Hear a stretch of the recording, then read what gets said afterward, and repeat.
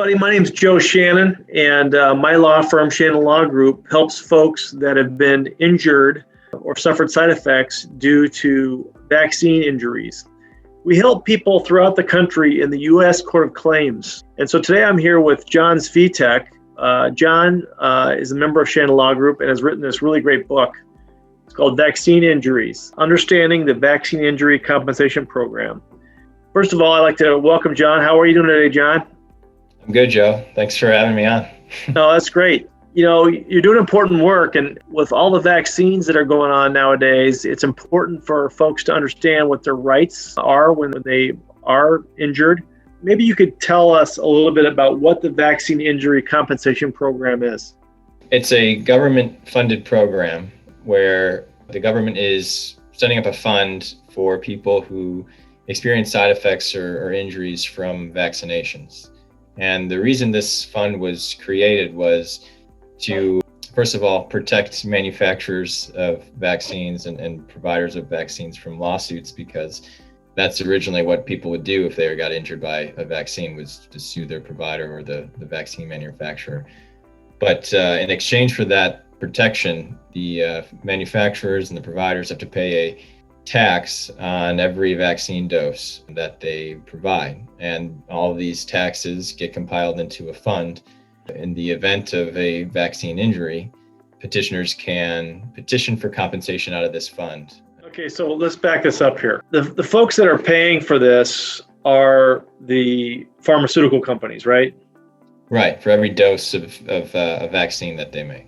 All right, so a portion of every vaccine that is administered to folks goes into a fund, and it's administered by the government, but it's not government funded. It's funded by the pharmaceutical companies, right? Correct, yes. Okay, and then the next thing that I wanted to follow up with you on that is the reason why these guys are required to do that is because, you know, when somebody is seriously injured, they just can't walk down to the courthouse and sue one of these big pharmaceutical companies because it's what they call preempted, right? Right. That's right. So that's what this program has been set up to do, is to preempt those lawsuits. And so they put it all into one court called the U.S. Court of Claims, and that is administered by the Department of Justice, right? So it's actually the Secretary of Health and Human Services runs this program. They're represented by attorneys with the Department of Justice. What type of vaccines are covered under this vaccine injury program? Are all of them? So not all of them. Only those vaccines that are recommended for children and for pregnant women are part of this program. So that includes the majority of vaccines that are administered, including the seasonal flu shot. Some of the ones that are not covered include shingles, and then there's a pneumonia vaccine that is only recommended for adults. So those are just two examples of vaccines that aren't covered. The majority are covered. Let me ask you this question. A lot of folks are getting this COVID vaccine, which is in 2 different doses. Are those covered by this vaccine injury program? Unfortunately, as of right now, the COVID vaccines are not covered under this program. And the reason for that is it's being treated right now as what they call a countermeasure. So folks that are going through this COVID vaccination, for right now, as the law is presently set, is that those cases don't go under the vaccine injury program, they go under some other program. Correct, yeah. There's a program called the Countermeasures Injury Compensation Program, and it's specifically set up for vaccinations, drugs, medications that are created or developed in response to pandemics. Like the swine flu would be an example. This COVID virus is currently our example. So it's a different program. It's run, similarly as the Vaccine Injury Compensation Program, but there's some very important differeces. Number one, there's no attorney's fees. So you're likely going to be on your own when you try and file a petition in this program. And number two, there's no damages for pain and suffering. So you're limited to out-of-pocket medical expenses and lost wages. And finally, there's a short statute of limitations. You have 1 year to file a claim. So let's talk about what's covered under the vaccine injury program. So say, for example, I'm a plumber and I get a injury to my shoulder due to an improper administration of it or whatever, a side effect, and I can't do my job anymore because I can't use my arm, what kind of damages can I recover in the U.S. Court of Claims? So first of all, you'd be entitled to any out-of-pocket medical expenses that you incur. So if you had health insurance as a plumber, anything that you'd had to pay, co-pays, co-insurance payments, all those things would be reimbursable. Any lost wages or earnings that you incur, if you can't be a plumber anymore and you lose your job, any lost wages or earnings are compensable through this program. That includes into the future. Depending on what other type of work you're able to do following that injury, the difference between your second job or any other job you're able to get, you're entitled to that difference for the remainder of your life. Okay. How about what we call non-economic damages, like like intangibles? Yeah. So there's pain and suffering damages in the vaccine injury compensation program as well. Those are capped at $250,000 per petitioner. And it's just a way that the court tries to, calculate what your pain and suffering is worth. Say, for example, I get the vaccine and then I'm paralyzed for a couple of years. That's pretty bad, right? Oh, absolutely. Yeah. So a lawyer would try and make sure that you recovered every bit of that amount of money, right? Absolutely. We see some pretty serious injuries in this program. There's brain injuries, there's permanent paralysis type injuries. So those are the injuries that we see towards the top of that pain and suffering award. We practice in Illinois primarily, and we go to courthouses, and somebody gets hit by a semi or has a really bad accident. There's really no limit to what they can recover, but in the vaccine injury program, there's limits, right? Right. So that $250,000 limit is in place no matter what your injury is. So why should anybody think about hiring a lawyer for this? Can't they just do it themselves? Yeah, you can file a petition pro se, and you're welcome to try and navigate this program with the judges and the DOJ attorneys. But there's really no reason you shouldn't hire a lawyer. Number one, it's totally free to you. Whether you are successful or unsuccessful in the program, you're never going to pay attorney's fees for this. The attorney who represents you can file a petition separate from your petition for his fees and costs. So you'll never see a bill from, for instance, if we were to file a petition for you, you're never going to see a bill from us. You're not going to have to pay us a percentage of what you are entitled to in the program, otherwise known as a contingency fee. And we're not going to take any costs that we incur, in prosecuting your case from whatever you recover. The other reason I think it's important is this can be kind of a tricky experience dealing with the Department of Justice attorneys, with the special masters. Believe it or not, they say it's not an adversarial process, but that's not been my experience. They will find a reason to dispute your case if they can. And when they do, you'd be much better off having an attorney. Can you name some of the permanent injuries that you've seen in these type of cases? The most common injury we see is called SIRVA. It's a shoulder injury related to vaccine administration. And that's when your shoulder gets sometimes permanently injured from the administration of the vaccine into the shoulder joint. That can manifest itself in many different ways, but typically we see some kind of inflammation in that shoulder joint, which can lead to surgery and can lead to residual symptoms for many years for some folks. We also see a condition called Guillain-Barré syndrome. What happens is it typically follows a influenza vaccination. It's an attack on your body's immune system. So what typically happens is you'll start to feel some weakness or numbness in your extremities, which can progress to paralysis. And if you don't get that treated, quickly, can lead to a permanent condition of paralysis. All right, so we got SIRVA, which is a shoulder injury. Then we got Guillain-Barré syndrome. What other permanent injuries have you seen in your practice? So we've also seen some injuries such as encephalopathy or encephalitis, which is a inflammation of the brain. We've seen some other injuries such as transverse myelitis or multiple sclerosis, which is inflammation of the spinal cord. In all of these cases, what we're seeing is the body it has a immune response to the vaccine, and it ends up attacking its own immune system. And that causes inflammation in these areas, such as the spinal cord or the brain. And usually most of them involve the flu vaccine. Why was this vaccine injury program created? Initially, it was created so that there wouldn't be any more lawsuits brought against vaccine manufacturers. I don't know if our audience will remember back in the polio days, there was a famous incident called the Cutter incident, where a bunch of folks who got the polio vaccine ended up contracting polio.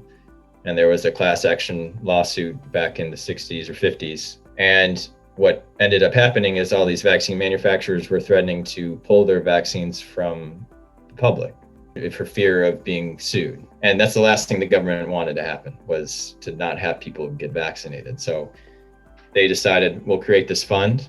That way we're making sure people stay vaccinated and have access to vaccines, and it protects these manufacturers from lawsuits like that.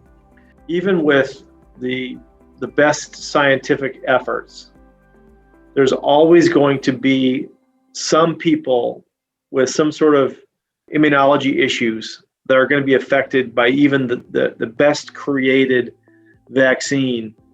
And so that this fund is part of an effort to make sure that those people, even though they're the exception, do get compensated when they're just doing the right thing by getting a vaccine. Absolutely. Yeah, the goal of this program is to promote vaccines, to get people vaccinated. And the program is acknowledging that on certain occasions, there's going to be side effects, there are going to be injuries. They recognize, some of the injuries that I talked about do occur on rare occasions. So they want to make sure that those people who experience those side effects, those injuries, have something to fall back on when they do. How long does a person have to file a claim? So you have 3 years from the date of your injury to bring a claim in the Vaccine Injury Compensation Program. One of the saddest calls that we get here at the firm is that when somebody calls and it's 3.5 years since they had the shot, and they suffered through it all that time, and then they call and they basically missed the statute of limitation. So if somebody has a problem with a vaccination, they should absolutely, number one, seek treatment for it from a healthcare professional, but also in the back of their mind, they should be thinking, hey, this could be a permanent problem. I may want to take a look into the vaccine injury program. Yeah, absolutely. One thing that I have come across in my experience is not only are people unaware that these things do occur, but doctors are also unaware of the connections between these vaccines and injuries. So talk to your doctors, about any symptoms that you have following vaccines, because that's the best way to figure out if something's going on. So let me ask you this question. A lot of people, they love their doctor, they love their medical providers. If they bring a claim through the vaccine injury program, is it a claim against the medical provider? No, not at all. And that's exactly right, Joe. I talked to a bunch of people who would tell me right off the bat, I don't want to sue my doctor. I don't want to sue this poor nurse that gave me the flu vaccine. And I tell them right away, we're not suing them. We're petitioning from this fund to pay you for your injuries. They're not going to be sued. They're not going to get a lawsuit thrown across their desks. So that's one thing that I think puts a lot of our clients at ease. Right. It's nothing to do with the medical provider. It has nothing to do with the nurse or the person from Walgreens or CVS that gave the vaccine to them. None of those folks are involved. So let's go move on to some current events. You mentioned earlier that the Department of Health and Human Services, which is a part of the executive branch of our government, they are the ones that administer the vaccine injury program. Have they been making any news lately? Yes, and unfortunately they have. Earlier this year, or last year, they proposed a rule change to what we call the vaccine injury table. And the table lists all the covered vaccines, and then it lists the injuries or illnesses that those vaccines are associated with. And what they've proposed is to remove 2 injuries from the table. One would be SIRVA, the shoulder injury that we've talked about, and another one would be fainting from a vaccine. They started that process early last year. We went through a protracted comment period where not only our firm, but many others voiced their opposition to this rule change. At the end of the day, they pushed this rule change through just recently on January 21st. So it will become effective on February 22nd of this year. And the vaccine injury table will no longer list SIRVA or fainting as vaccine injuries. Is that set in stone, or was there any sort of directives by the executive branch to maybe freeze those executive orders?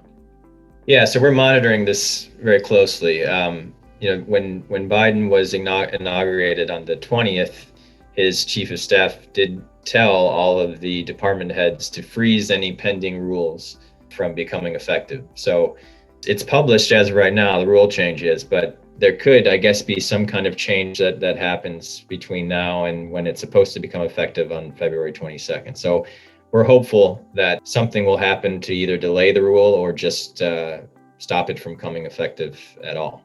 All right, so let's assume the worst, that this order from HHS, rule change took place.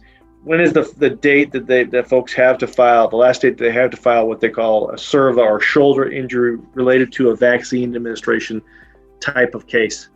So it will become effective on February 22nd. So February 21st would be the very last day that you can file a petition alleging a SIRVA case where it would still be viewed under the old vaccine injury table and not the vaccine injury table without SIRVA listed on there. Can you give us any other updates on the COVID-19 vaccines?